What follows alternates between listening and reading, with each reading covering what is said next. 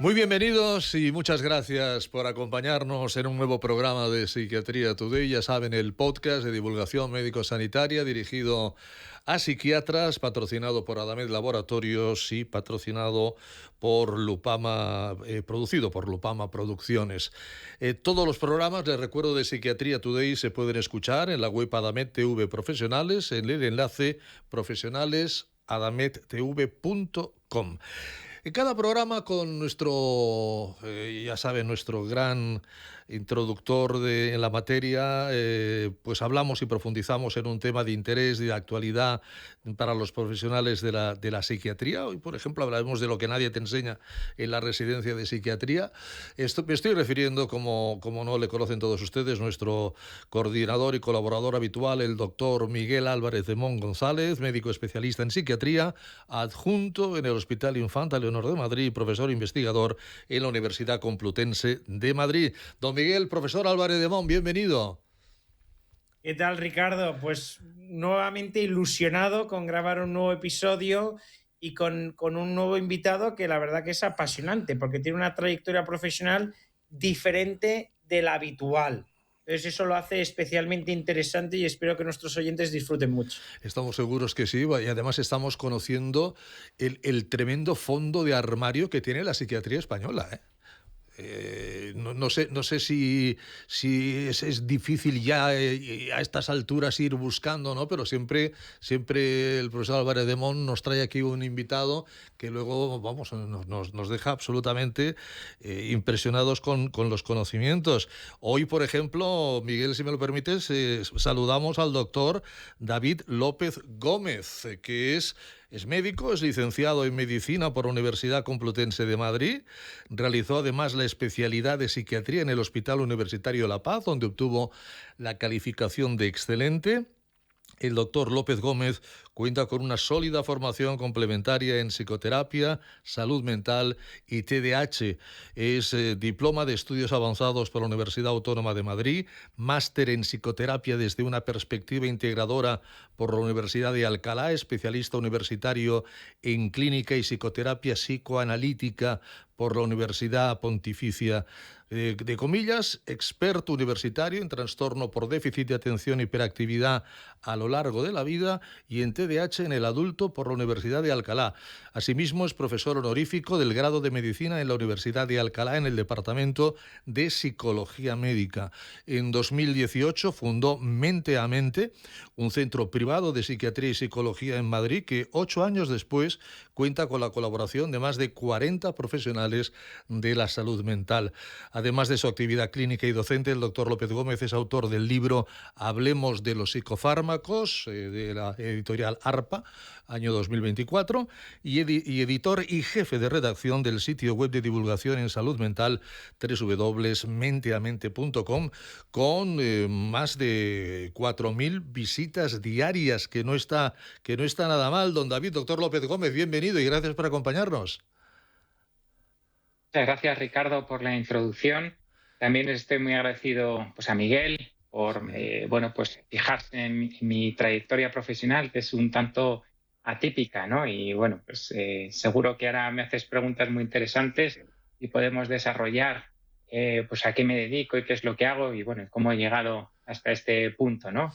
Todo eso lo ha pensado, lo ha estudiado, lo ha escrito y ha llamado el profesor Álvarez de Mon. Así que te dejo, David, con Miguel para abordar estos temas de lo que nadie te enseña en la residencia de psiquiatría y otras muchas cosas que hacen, como él mismo dice, pues un psiquiatra un poco atípico. Adelante, Miguel, adelante, David. Bueno, David, pues muchas gracias por estar con nosotros.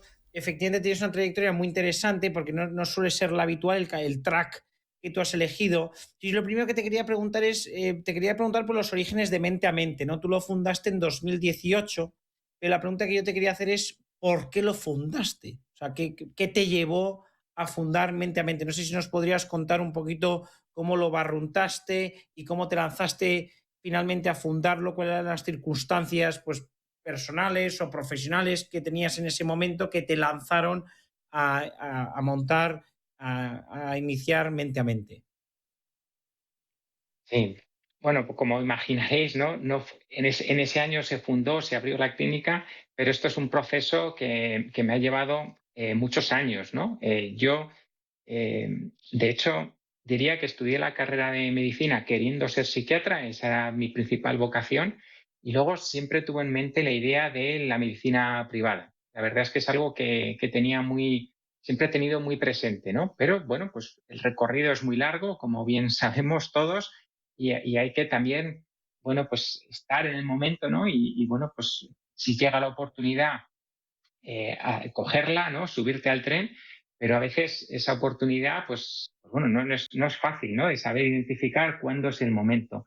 Yo tuve como una llamada, ¿no? El verano anterior, justo un año antes de fundar, volví de vacaciones y pensé que había llegado el momento, ¿no? De esta idea que tenía en la cabeza, pensé que había llegado el momento, pues bueno, ya había acumulado una experiencia clínica que me parecía muy sólida, había estado trabajando muchos años en un centro de salud mental, que yo creo que ves una patología muy variada, me había coordinado con distintos equipos, había estado también trabajando en distintos eh, recursos privados, pues en un centro de adicciones, estuve también pasando consultas a través de los seguros, estuve colaborando con varios centros de psicología como psiquiatra externo, atendía a los pacientes y bueno, pues fui conociendo como los distintos modelos que hay en cada uno de estos entornos y fui entendiendo pues cuál me encajaba más, ¿no? Cuál me gustaba más.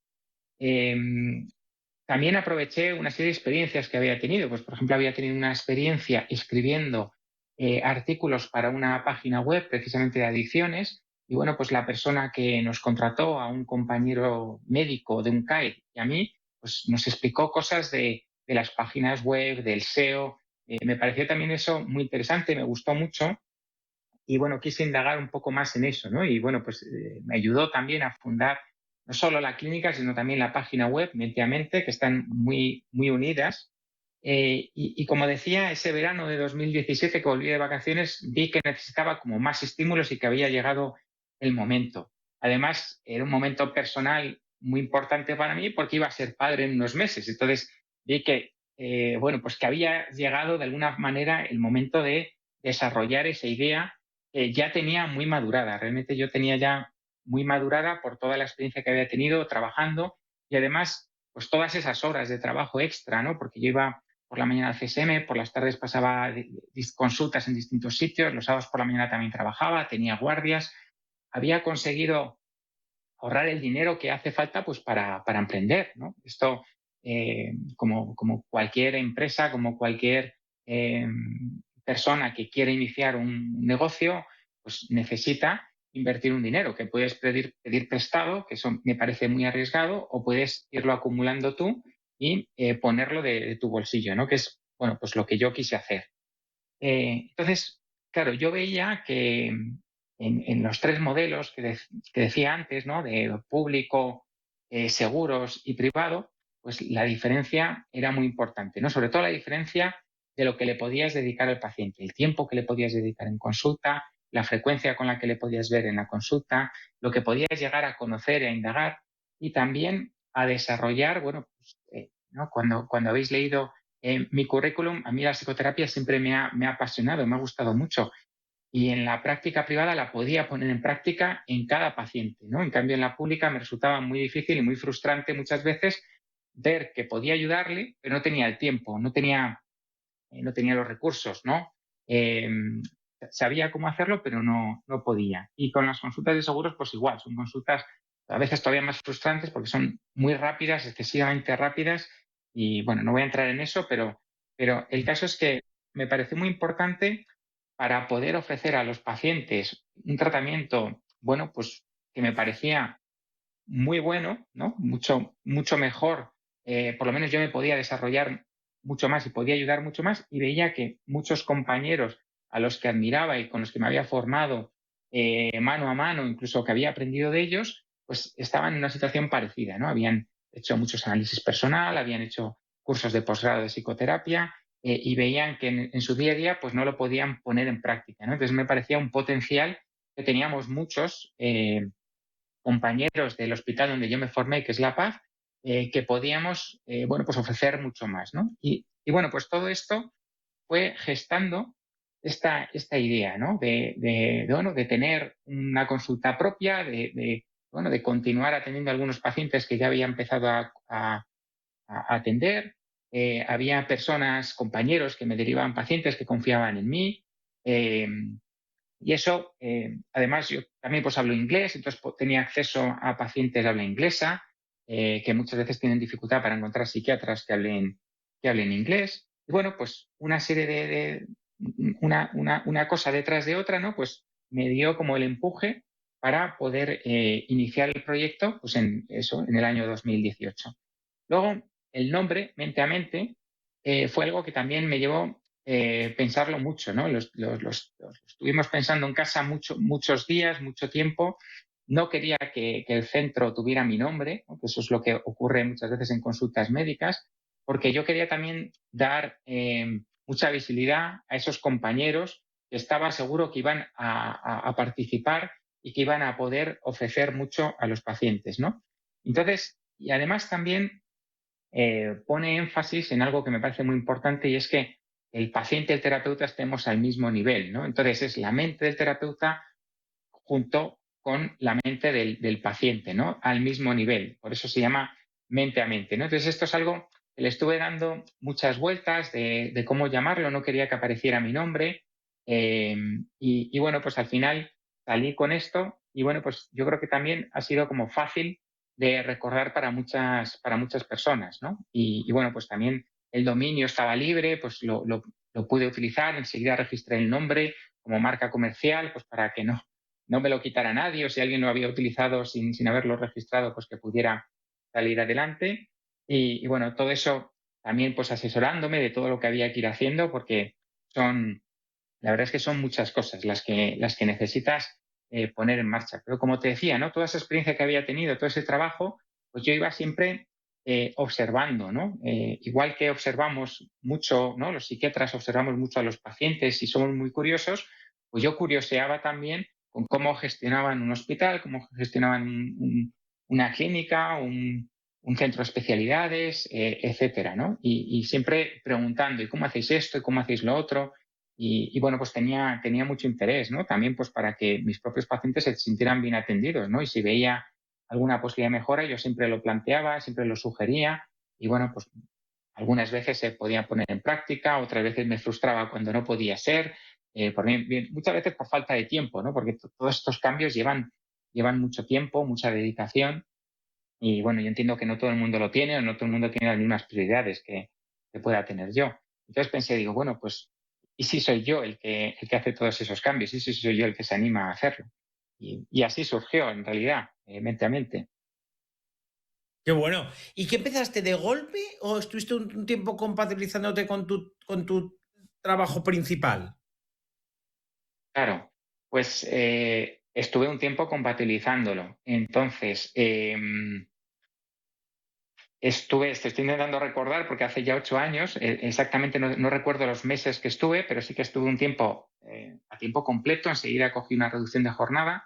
Estuve casi un año con una reducción de jornada. Luego pude coger una excedencia por hijo menor. Y bueno, pues ya cuando cumplió la excedencia decidí no volver porque, bueno, pues ya había comprometido con otros profesionales, con muchos pacientes, y bueno, pues la clínica me necesitaba, y bueno, pues me propuse no volver. También eso es un colchón de seguridad, ¿no? Oye, pues si esto me sale mal, yo sigo teniendo trabajo, puedo seguir teniendo unos ingresos, ¿no? Porque, bueno, pues al final, al empezar, pues son muchos gastos, y bueno, pues claro, necesitas equilibrar todo esto un poco, ¿no? Este es un poco yo creo que el miedo que puede tener cualquier médico o cualquier persona, ¿no? Al emprender una actividad empresarial, ¿no? El tema financiero, el tema económico, más aquí en España, donde yo creo que el conocimiento que tenemos de la educación financiera es muy limitada, es muy escasa. Y de ahí el miedo, ¿no? La falta de información, como pasa en la salud mental, ¿no? Pues lleva a estigma, a, a no atreverte, ¿no? A no preguntar, a no... Entonces, bueno, pues así fue un poco como empecé. Qué bueno, qué bueno. ¿Y para ti qué ha sido de lo más difícil de pasar de psiquiatra a empresario, aunque evidentemente sigues ejerciendo la psiquiatría? Pero creo que ya me entiendes. O sea, quiero decir, porque es verdad que nosotros en la facultad estudiamos bastante, y ya, pero a mí me sorprende, me llama la atención, y estoy seguro que esto antes o después cambiará, que en la facultad es que no hay ni una optativa de gestión de una consulta privada o de publicidad o de contabilidad básica. Entonces, yo te quería preguntar qué es lo que más te costó de pasar de ser psiquiatra, digamos, a tiempo completo a ser pues, empresario, compatibilizándolo con tu vida como psiquiatra. Bueno, yo creo que los médicos en general somos muy emprendedores. Lo que pasa es que no nos damos cuenta, pero emprendemos en muchos proyectos, ¿no? Pues este podcast, por ejemplo, ¿no? Es una actividad de emprendimiento. Eh, Cuando uno investiga dentro de su trabajo, eso es una actividad de emprendimiento, ¿no? Es un emprendimiento corporativo dentro de la empresa donde ya estás trabajando, dentro del hospital donde ya estás trabajando. También, pues muchos tenemos una familia, ¿no? También el emprendimiento familiar o el emprendimiento social, ¿no? Que muchos tenemos y que muchos colaboramos a veces, pues con organizaciones, o conozco muchos compañeros que en las vacaciones se van al extranjero, a países en vías de desarrollo, pues para ayudar, como médicos, como psiquiatras. Eso también es emprendimiento, ¿no? Emprendimiento también es materializar un sueño. Entonces, yo lo veo así, ¿no? Yo lo que hice fue materializar un sueño. Es verdad que para eso, ¿no? El emprendimiento que yo hice fue un emprendimiento empresarial, y eso requiere una serie de conocimientos, ¿no? Que, como dices, claro, te sales del camino convencional, ¿no? Los médicos lo tenemos bastante fácil, entre comillas, dentro de lo duro que es la carrera, lo difícil que es la carrera, pero tenemos ya un recorrido muy marcado, ¿no? Uno es muy buen estudiante en el colegio, en el instituto, saca muy buenas notas, todos esperan de él que estudie una carrera.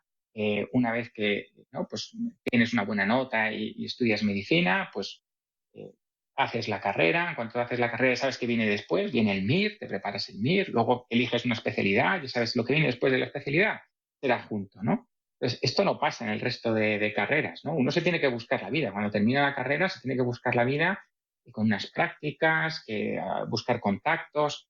Esto, por lo menos aquí en España, no sucede, ¿no? Entonces, claro, cuando te sales del camino convencional te tienes que buscar la vida, pero no es muy distinto a cómo se la busca a lo mejor un arquitecto o un ingeniero, como muchos amigos míos han hecho, ¿no?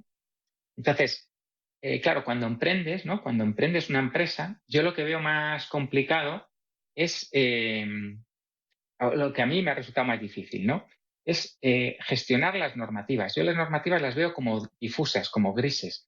Hay como distintas normativas, que si la protección de datos, que si eh, el tema fiscal, que si el tema laboral, que si todo eso es difícil de integrar, ¿no? Cuando emprendes un proyecto nuevo y cuando, claro, lo haces por tu cuenta. Entonces, es muy importante rodearte de buenos asesores para que te aconsejen, pero necesitas experiencia para saber cuáles son esos buenos asesores, ¿no?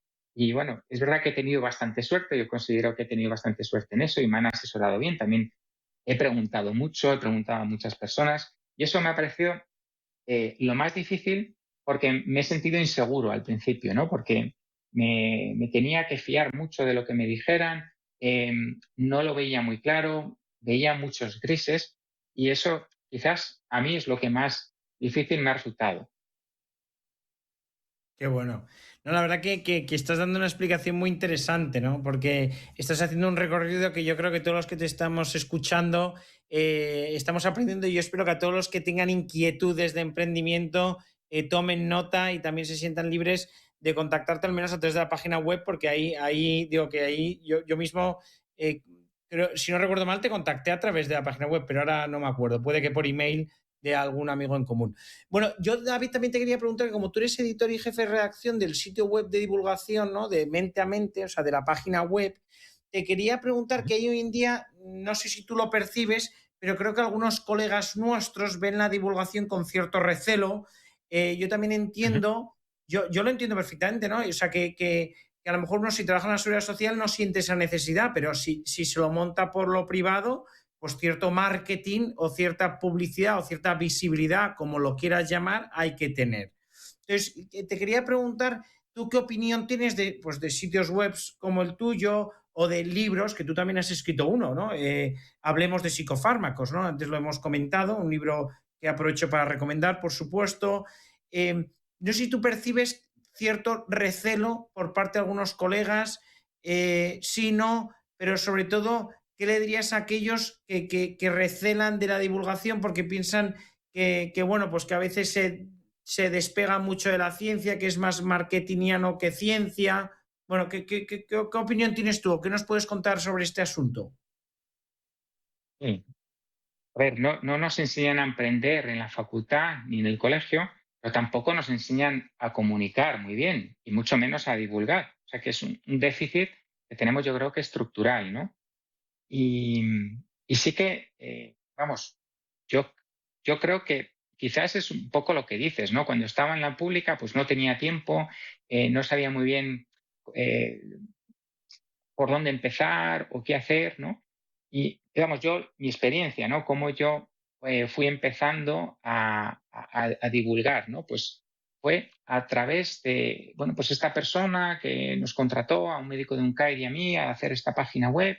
Me estuvo explicando pues cómo funciona el SEO, cómo tienes que escribir los artículos, qué es lo que tienes que hacer. Entonces me di cuenta de que no ya es solo el rigor científico que utilices y la capacidad que tengas para explicar algo de una forma comprensible, ¿no? Y que esté dirigida al público general y que no sea un libro de psiquiatría, un libro de medicina que cualquier persona le cuesta muchísimo, ¿no? Dicen que el lenguaje que utilizamos los médicos por sí mismo podría ser un idioma, ¿no? El número de palabras distintas, nuevas que utilizamos eh, frente bueno, pues al lenguaje común, ¿no? Entonces, yo, como digo, pues aprendí que no solo es importante eso, sino también el medio que utilices para llegar a la gente, ¿no? De nada te sirve escribir un artículo muy interesante, muy divulgativo, muy bien escrito, si te lo van a leer, pues eso, 3 amigos, tu familia, bueno, pues les valdrá a ellos, pero oye, es que este esfuerzo que he hecho, yo lo que quiero llegar es a la gente, ¿no? Entonces, ahí es donde te tienes que centrar en, mi manera de entenderlo, te tienes que centrar en una vía de comunicación. Y ahora mismo hay muchísimas, ¿no? Yo me centré en la página web. Están también las redes sociales, que hay otros colegas, compañeros que lo hacen muy bien, que comunican muy bien a través de las redes sociales. Y eso o no me ha llegado o creo que no va tanto conmigo, ¿no? A mí me gusta más comunicar a través de la página web porque me parece que puedo explayarme más, puedo explicar mejor las cosas con más detenimiento. Eh, a mí se me da mejor eso. Entonces, bueno, pues lo que busqué fue un entorno en el que yo me sintiera cómodo, ¿no? Y efectivamente, tienes que darte a conocer. O sea, si ahora, yo aquí tengo que conseguir convencer a las personas para que vengan a mi consulta o vengan a visitar a algún otro psiquiatra del centro. Eso en un centro público, pues bueno, es al final, por el código postal, ¿no? Y bueno, pues le toca al que le toque. A veces es verdad, pues que uno puede pedir cambio, puede pedir con un profesional en concreto porque le han recomendado, pero es difícil, ¿no? Acceder al profesional que quieras. Aquí la persona elige, ¿no? Y te tiene que elegir a ti. Claro, tú eso te lo tienes que trabajar, y lo tienes que hacer bien, porque si no lo haces bien, pues no atraes, ¿no?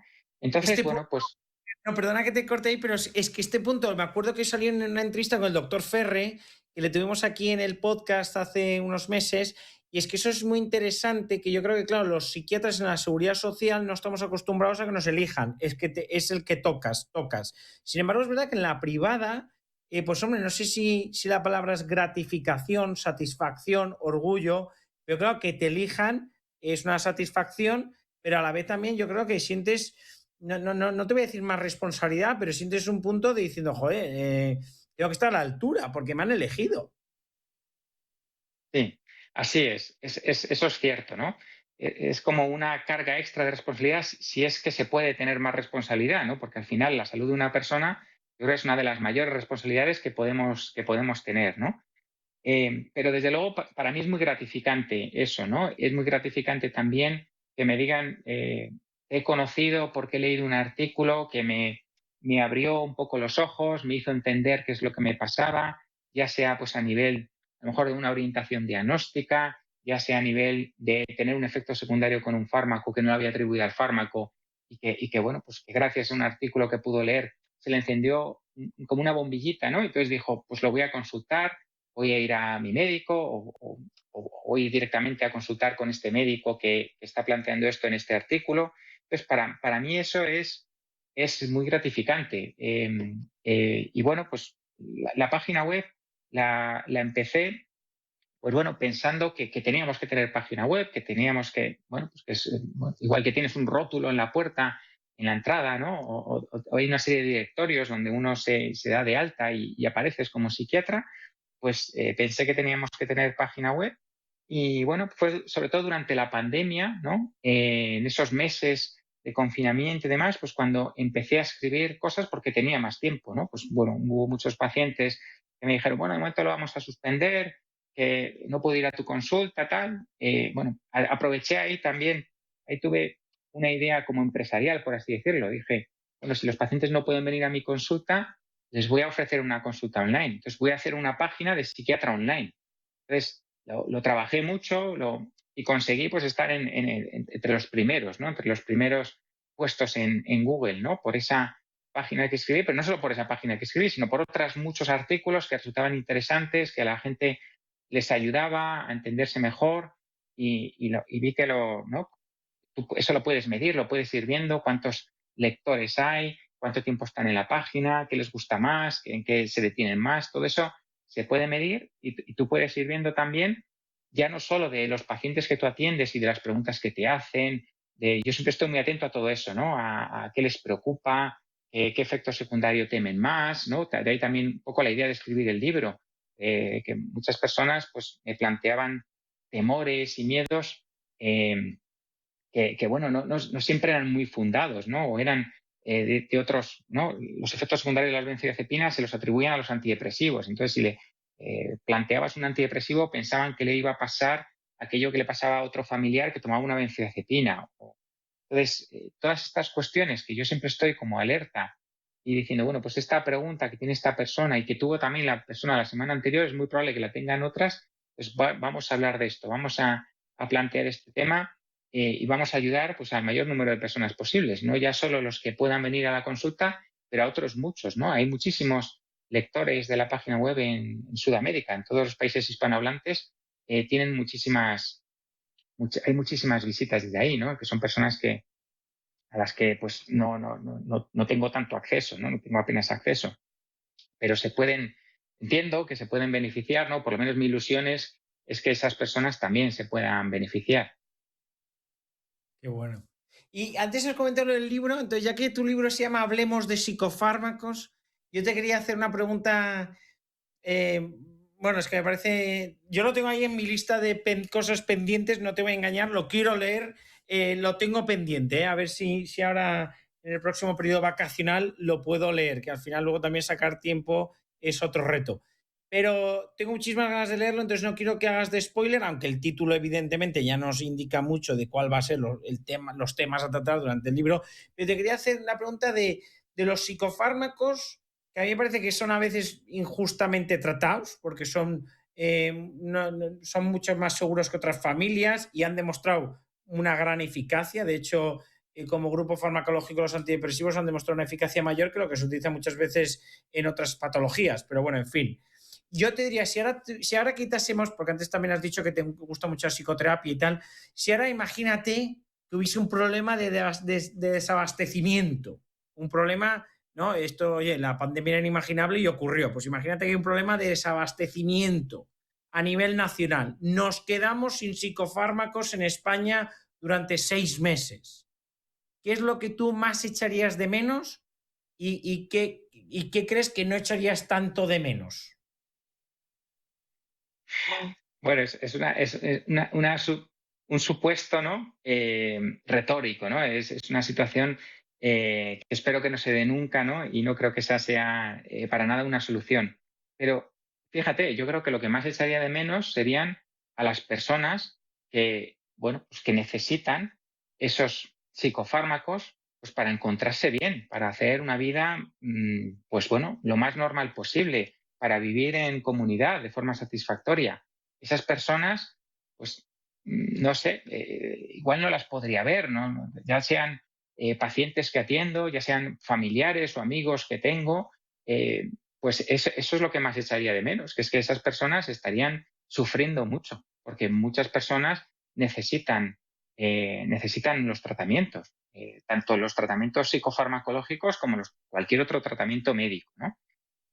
Quizás, ¿no? Entiendo que el kit de la pregunta también va dirigida hacia, pues bueno, la crítica que hay, sobre todo en España, hacia el excesivo uso de benzodiazepinas, ¿no? La prescripción de benzodiazepinas, que es bastante más alta en España y en Portugal que en otros países europeos o que en otros países con un nivel de desarrollo similar.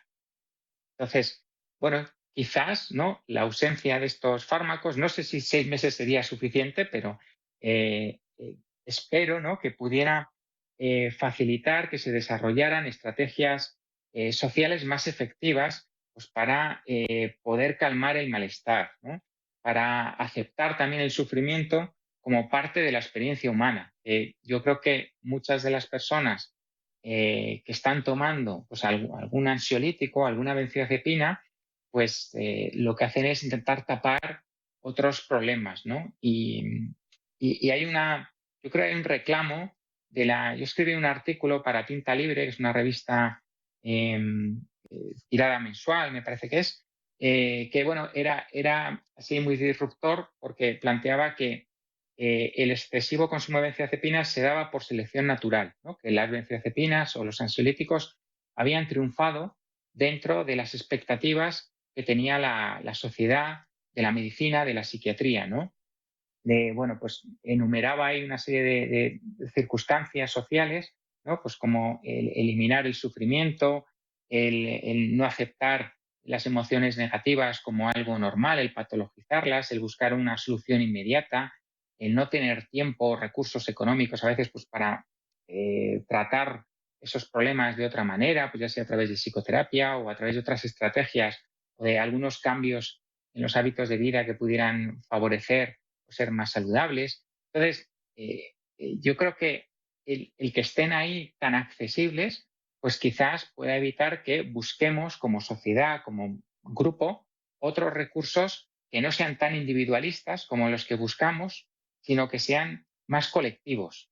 Entonces, bueno, entiendo que esto es difícil a lo mejor de explicar ¿no? Con una guía concreta, ¿no? Entonces, ¿qué tenemos que hacer? ¿No? Pues a mí me resulta muy difícil, quizás no sea la persona para resolver esto, ¿no? Pero creo que cuando uno tiene disponible algo rápido, fácil, que te resuelve el problema, no busca otras soluciones, ¿no? Y quizás no tenerlo tan accesible, desde luego hay personas que sí, que lo van a necesitar por prescripción médica, porque, bueno, pues las alternativas seguramente sean peores, ¿no? Y se decida esa opción, desde luego, pero luego hay otras muchas personas que, pues, no han hecho un seguimiento, no hay un control, eh, no tienen muy claro a lo mejor qué dosis tienen que tomar o en qué circunstancias, en fin, bueno, lo que yo creo que ya todos sabemos, ¿no, Miguel?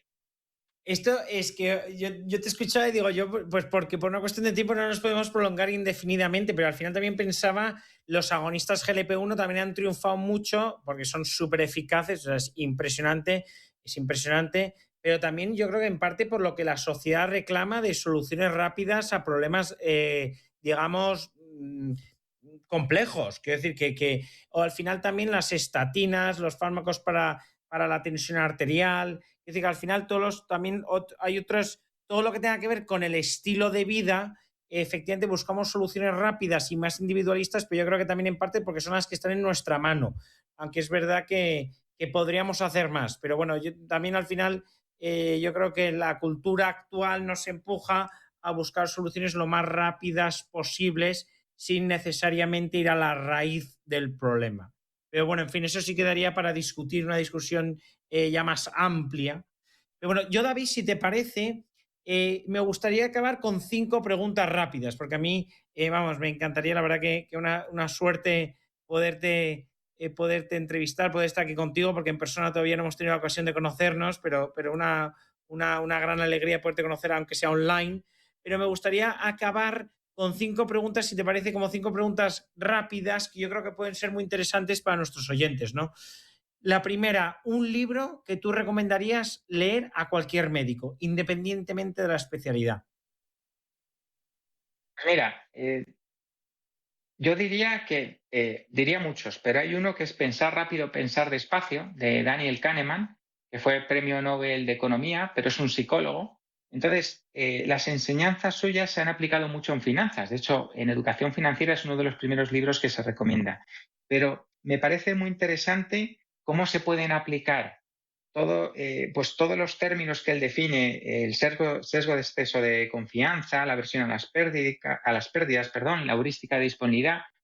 No, lo voy a dejar ahí para que así el oyente pues, le atraiga y quiera leer. Pero todo eso se puede aplicar mucho a nuestro trabajo en la medicina, a lo que ocurre en la relación con el paciente, ¿no? Por ejemplo, voy a dar una pincelada. La aversión a las pérdidas, ¿no? Tenemos en economía, en finanzas, se dice que tenemos más miedo, que nos produce más aversión perder un euro cuando inviertes, ¿no? Que ganarlo, ¿no? Entonces, la emoción es mucho mayor por perder un euro que por ganar un euro. Entonces, esto, si lo trasladamos, por ejemplo, al uso de medicación, pues el paciente tenemos que entender que tiene más miedo de empeorar o de que tenga un efecto secundario que de mejorar. Entonces, yo creo que este tipo de enseñanzas que se aplican muy bien a las finanzas, las podríamos aplicar nosotros. Yo leyendo el libro disfruté mucho porque vi distintas situaciones en las que creo que se podían poner en práctica y además es que es un libro que está hecho por un psicólogo que ha hecho muchísimas investigaciones, muchísimos estudios, cómo plantea cada estudio, cómo lo explica. La parte metodológica es muy, muy interesante para cualquier investigador.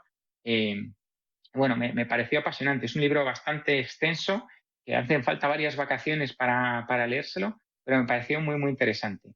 Así que bueno, yo ese lo dejo caer. Un fracaso del que hayas aprendido especialmente. Bueno, a ver, más que haber aprendido, yo creo que estoy agradecido del fracaso. Y fue, fíjate, cuando terminas la residencia a todos nos agradaría mucho poder trabajar como adjunto en el hospital donde hicimos la residencia.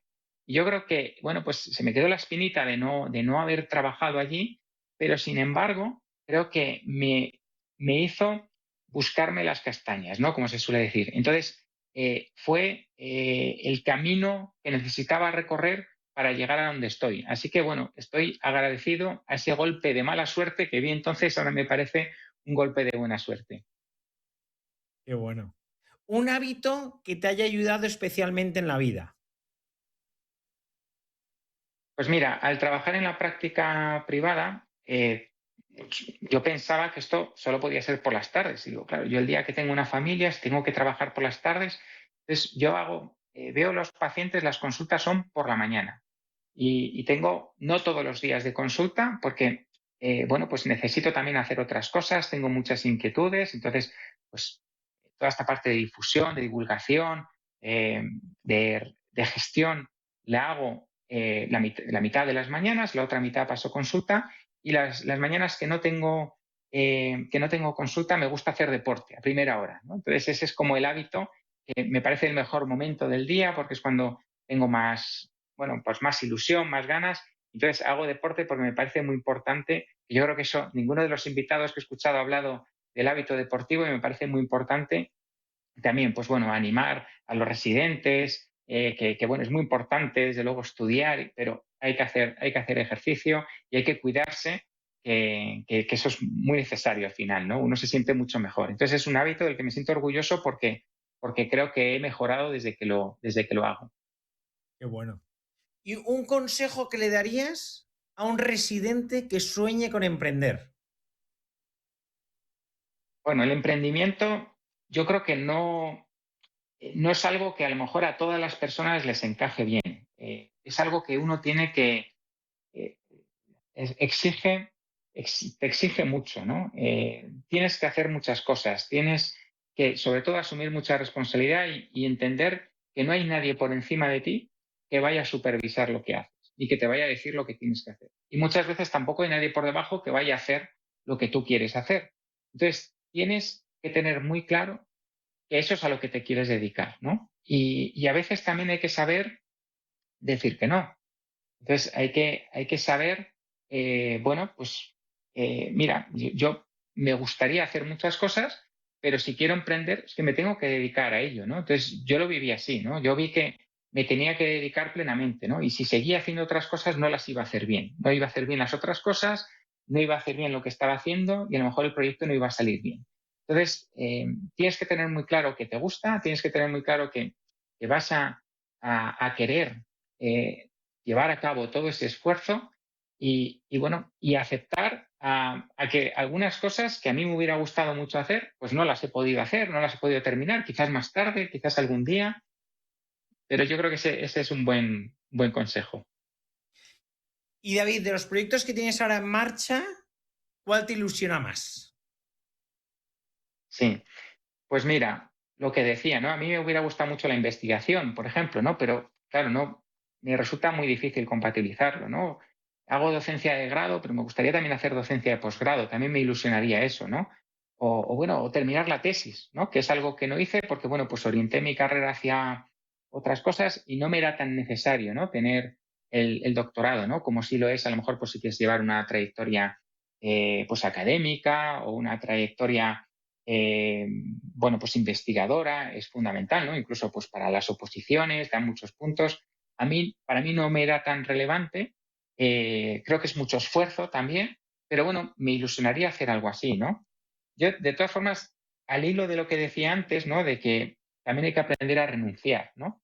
Se le atribuye a Warren Buffett una, algo que no está muy claro que lo dijera él, pero sí que es verdad que él lo ha aplicado esto, ¿no? Entonces, decía alguien, dice, escribe 25 objetivos que tengas en tu vida y quédate con 5.